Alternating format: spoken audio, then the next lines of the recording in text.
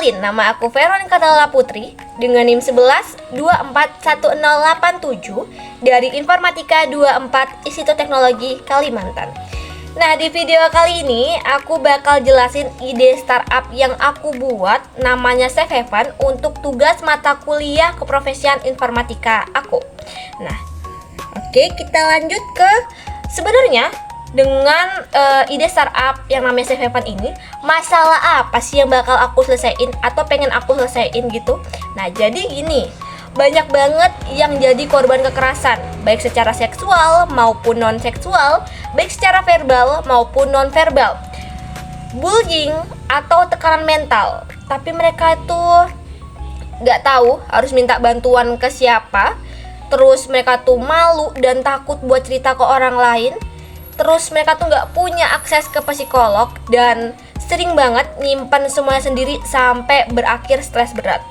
Bahkan sampai ada yang dititik buat ngelakuin hal berbahaya ke dirinya sendiri, seperti mengakhiri hidupnya. Dan menurut aku itu adalah masalah yang serius dan harus banget diselesaikan dan dikasih solusi. Makanya aku bikin ide startup ini.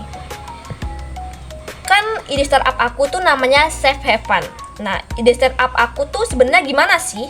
Nah, jadi Safe Haven itu aplikasi yang fungsinya sebagai tempat aman, literally Safe Haven buat orang-orang yang lagi struggling. Nah, dalam aplikasi ini, ya kalau aku bener-bener jalanin rencana ini, gak cuma jadi rencana doang. Dalam aplikasi ini tuh bakal ada chat AI yang empatik buat bantu nenangin korbannya. Kemudian ada konseling online sama psikolog yang beneran. Kemudian ada komunitas anonim atau komunitas yang kita nggak tahu orang-orang di dalam situ tuh ada siapa aja dan kita nggak kenal sebenarnya, buat curhat tanpa takut dijudge gitu. Kemudian ada tombol darurat atau SOS kalau misalkan ada keadaan kritis. Kemudian ada fitur buat simpan bukti secara aman kalau suatu saat korban itu mau ngelapor. Fokusnya itu ada 3. Yang pertama pencegahan, kedua pemulihan, dan yang ketiga adalah perlindungan. Jadi sebenarnya siapa sih target pengguna aku? Nah, jadi Safe Haven itu aku tunjukin buat yang pertama, orang yang jadi korban kekerasan atau bullying, baik secara verbal maupun non-verbal, baik secara seksual maupun non-seksual. Kemudian yang kedua itu adalah remaja atau mahasiswa yang sedang banyak tekanan. Kemudian yang ketiga adalah orang yang sedang mengalami trauma atau sedang mengalami stres berat.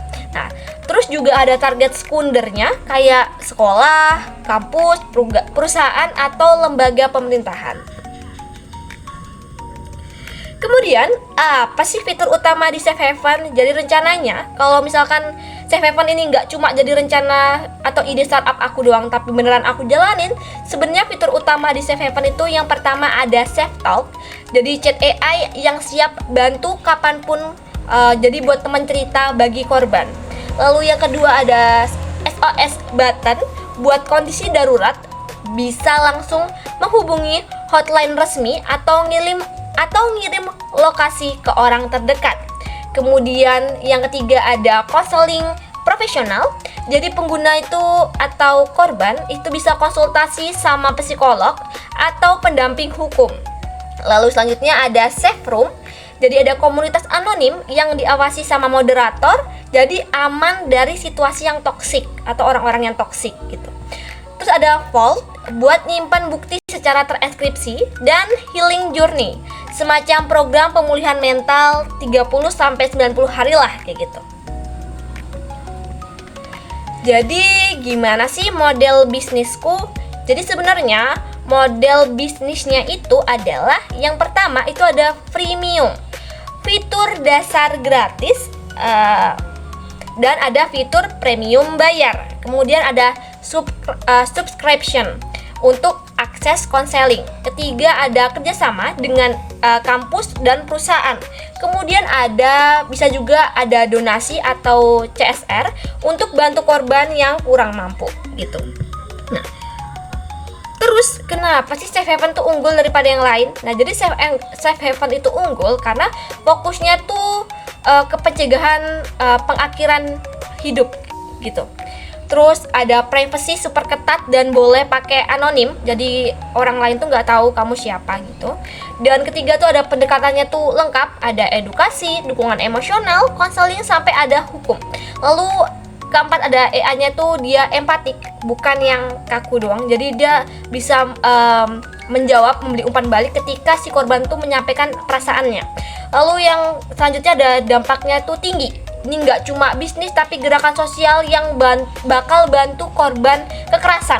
Kemudian terakhir dan pastinya itu aplikasi ini mudah diakses gitu. Oke, jadi kita sampai di bagian penutup. Itu tadi ide startup aku yang namanya Safe Haven. Harapannya aplikasi ini nggak cuma jadi ide dan aku bisa benar-benar buat aplikasi ini supaya bisa bantu korban kekerasan atau bullying, supaya bisa benar-benar jadi tempat aman buat orang-orang yang lagi berjuang dan bisa bantu mereka keluar dari situasi yang berat ini tanpa mengakhiri hidup para korbannya. Makasih udah nonton dan sampai jumpa. Bye-bye.